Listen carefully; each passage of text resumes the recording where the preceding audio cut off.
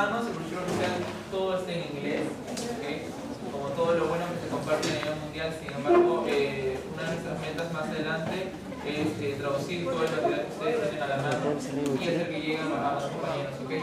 El concepto que ahora tienen de IEEE les sugeriría hablar con sus compañeros de sus verticales, de sus centros de estudiantes, de sus centros culturales. Y lo más importante que vamos a ver ahora es de cómo una idea sencilla, ambiciosa, es capaz de cambiar el mundo o poner nuevas posibilidades al servicio de la humanidad. A continuación tengo el honor de presentar al arquitecto Benito Juárez, becario de Fab Lab Academy. Un fuerte aplauso para él.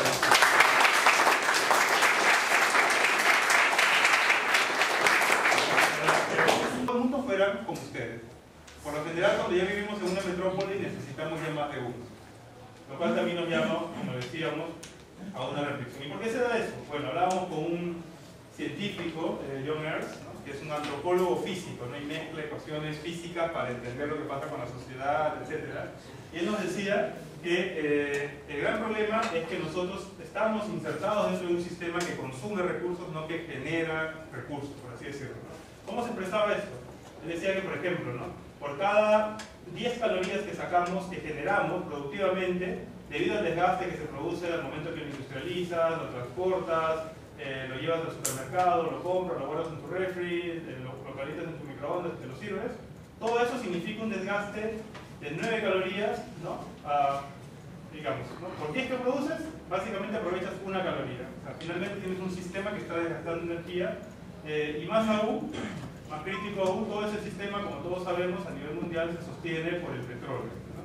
Y si hacemos un detalle de lo que está pasando con el petróleo, bueno, también como es de conocimiento general, estamos en una crisis con el recurso, ¿no? Ya hace mucho tiempo se sabía que, bueno, por cada barril de petróleo que tú invertías en energía, podías ganar 50. No es que el petróleo se vaya a acabar, pero sí ha dejado de ser una energía eficiente, más aún con todo el impacto en el ambiente que tenemos, ¿no? En el año 2006 se calculó que el petróleo llegó a su meseta. Quiere decir que por cada barril de petróleo que inviertes en recursos, generas un barril de petróleo, ¿no? Nadie está loco para invertir en algo que después no vas a ganar, ¿no? Y para el 2030 se aproxima, ¿no?, que por cada 50 barriles de petróleo que tú inviertes en recursos, solo generarías uno, ¿no? Porque hay que hacer más exploraciones, hay que cavar más profundamente, etc. Por lo tanto, no es que el recurso se vaya a acabar, sino que ha dejado de ser eficiente, y eso ya se sabía hace mucho tiempo, y obviamente todo eso generó los conflictos internacionales, las guerras, etc., ¿no? ¿Cómo nos enfrentamos a esto? Fue la pregunta que nos planteamos, como decíamos, y lo que le voy a compartir a continuación son dos fases de esta inquietud. La primera fase fue la que tratamos de desarrollar en el Perú bajo nuestros sistemas, etc.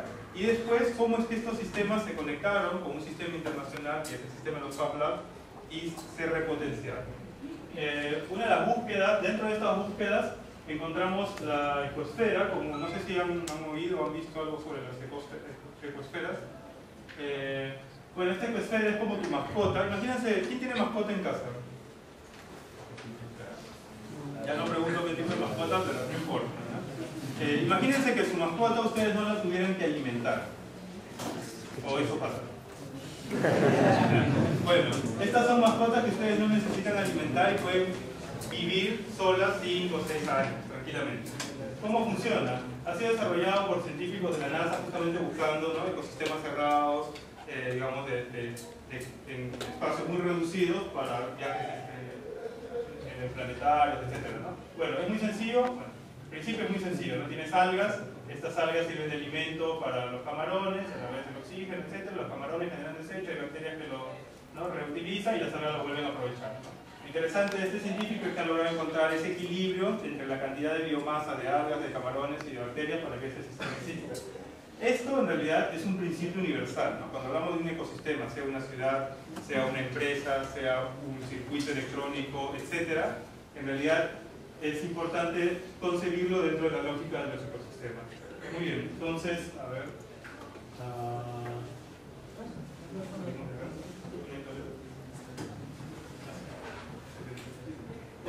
Estos son los antecedentes. Dentro de esos antecedentes, déjame contarles. A ver.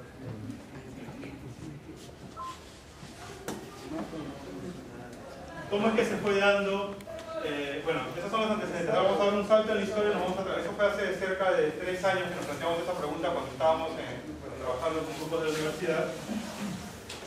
Y esto es parte de lo que estamos viendo actualmente. Después vamos a reconectar todo nuevamente. Bueno, imagínense ustedes, este fue el capítulo 1, vamos a hacer otra cosa. Imagínense ustedes que de pronto quieren, no sé, pues proponerle matrimonio a la chica, ¿no? O al chico, no sé. Pero están niños y no tienen cómo comprarse un anillo para ir y hablar con ella y decirle cómo es, ¿no? Imagínense ustedes que así con la facilidad con la que podemos entrar a la computadora, descargarnos un archivo, imprimir un papel, un boleto, un volante como estos que les han repartido, ¿no? Que también tuviéramos la posibilidad de entrar a internet, descargarnos un anillo, adaptarlo a la medida del dedo de la enamorada, del enamorado, no sé, y después imprimirlo y tenerlo y regalárselo. Estas son las tecnologías que tenemos dentro de los Fab Labs y que nos permiten crear casi cualquier cosa. Objetos que pueden tener una complejidad tal que a veces ni los sistemas artesanales podrían, o sería muy difícil hacerlo incluso con sistemas artesanales, ¿no? Menos con sistemas industriales. Imagínense que esas mismas tecnologías se pudieran utilizar no solamente para objetos utilitarios, sino comestibles, ¿no? Caramelos, etc. O de pronto ustedes están de camping y no tienen dónde refugiarse, ya le dieron el anillo, ya les aceptó, necesitan de pronto un espacio donde acampar y que también pudieran entrar a internet, no llevan su laptop, su máquina, imprimen y ya tienen su estructura. Imagínense que fue bueno, les atracó, dijeron que ya se casaron, pero necesitan la casa y también pudieran entrar a internet, presionan otro botón, ¿no? Y construyen su casa. Muchas gracias, maestro, por favor, es lo único que me acaba de decir.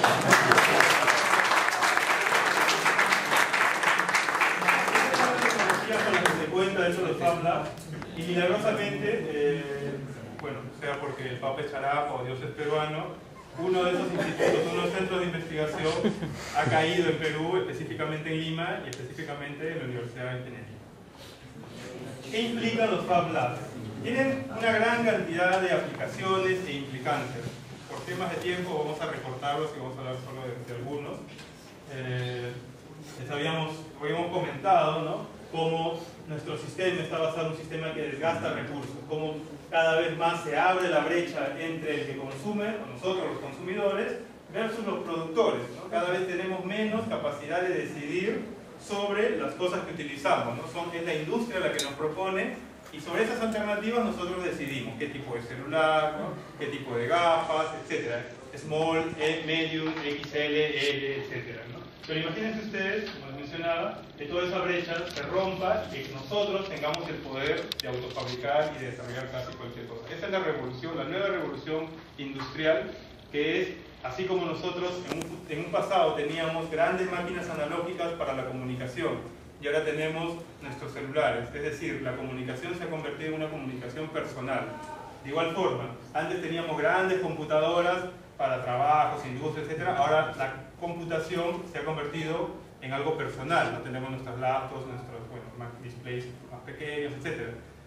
En el futuro, ya dentro de muy pocos años, la fabricación también va a ser personal. Cualquier cosa que yo quiera hacer bastará con entrar a mi casa, imprimir lo que quiera. Dentro de los Fab Labs se trabaja en el desarrollo de una serie de herramientas, como les mencionaba, que antes solo lo manejaba la gran industria, pero que ahora llega al común de las personas. Gente como yo, o en mi caso, que provengo de la disciplina de arquitectura, pero que, digamos, sin tener conocimientos previos sobre electrónica, robótica, mecatrónica, etc., podemos aproximarnos a esas tecnologías, adaptarlas, modificarlas y reinventarlas y, bueno, en fin, utilizarlas. Esto es uno de los procesos que se trabaja, con los que se trabaja dentro de los Fab Labs, ¿no? Tenemos herramientas que nos permiten captar información del medio en 3D, ¿no? Por ejemplo, escáneres en 3D. De pronto yo cojo un molusco, cualquier objeto de la realidad, ¿no? Tengo un escáner en 3D que me permite pasar esa información a la computadora, manipular la información a mi antojo. De pronto hay software, esa es otra forma de entender el diseño, por ejemplo, ya no solamente el AutoCAD o los diversos sistemas que utilizamos para dibujar, sino elementos que nos ayudan a diseñar, ¿no? Yo puedo hacer pruebas de forma, digamos, a eso se le denomina como diseño paramétrico. El diseño paramétrico nos permite que simplemente cambiando variables pueda tener miles de posibilidades sin que eso signifique mayor gasto de tiempo, de energía. Es decir, es una mezcla entre un sistema industrial y un sistema artesanal. Puedo modificar, adaptarlo a mi mano de pronto, y esto que antes era un molusco, recogí la información, lo adapté, lo modifiqué, y lo imprimí en una máquina de 3D y ya tengo la carcasa de mi mouse en menos de 2 días. Además, dentro de los Fab Labs también podemos desarrollar toda la parte electrónica, una serie de máquinas de mecanizado que nos permiten crear circuitos, etc. Entonces, todas estas tecnologías, como les mencionaba, que antes estaban solo para la gran industria, accesibles solo a la gran industria, ahora las tenemos a nuestro alcance. Con el tiempo van a ser más baratas que las impresoras de papel, ¿no? En la actualidad hay ciertas máquinas que cuestan $500. Esta máquina, que te permite imprimir cosas en 3D, cuesta $500, bueno, en Estados Unidos. Traerla acá debe estar alrededor de $1000. Y ya es nada, en realidad, para las cosas que puedes hacer con esto. Ahí hay otras que ya empiezan a costar $100, ¿no? En fin, como les mencionaba, pueden lograr todos este tipo de sistemas en muy pocas horas sin tener que depender de tornerías ni de tantas otras máquinas que a veces nos dilatan mucho tiempo. Esta es una de las máquinas, otra de las aplicaciones que son cortadoras láser, de alta precisión, ¿no? Es cortadora CNC con la que puedes trabajar una serie de aplicaciones. Incluso los mismos niños pueden intervenir en la adaptación de sus procesos. Esta máquina que nos permite también escanear en 3D, nos permite hacer esos circuitos, nos permite crear moldes. Esta máquina, por ejemplo, sirve para crear caramelos, ¿no? Imagínense ustedes que esto también se puede utilizar o se puede adaptar para picarones, ¿no? De pronto tú quieres un picarón, entras en tu computadora, lo diseñas, no sé, pues la cara de alguien o la forma de tu gato, ¿no? Presionas un botón y te lo imprime y te lo comes, ¿no? ¿Cómo funciona? Bueno, tienes azúcar, tienes una pistola de calor y bueno, se va moviendo según como lo hayas programado y generas este tipo de estructuras. De igual forma, bueno, dentro de Fab Lab Barcelona estuvimos desarrollando diversas aplicaciones. Una de ellas era esta máquina para textiles, ¿no? Imagínense que ustedes puedan entrar, dibujar los patrones que deseen, presionan un botón y la máquina se los desarrolla. Esta es otra que funciona en forma circular, que también se puede utilizar no solamente para textil o ropa, sino de pronto el mismo sistema lo puede desarrollar a gran escala y generar estructuras habitables para zonas de desgrase, en fin. Estos son ya un poco sistemas más complejos, son brazos robóticos que te permiten cortar y ensamblar estructuras de alta complejidad, pero con una gran velocidad, ¿no? Esto pues para tu, no sé, al maestro de obra puede tomarle muchos días hacer algo de alta precisión, ¿no? Un brazo robótico en medio día ya construir ese tipo de cosas.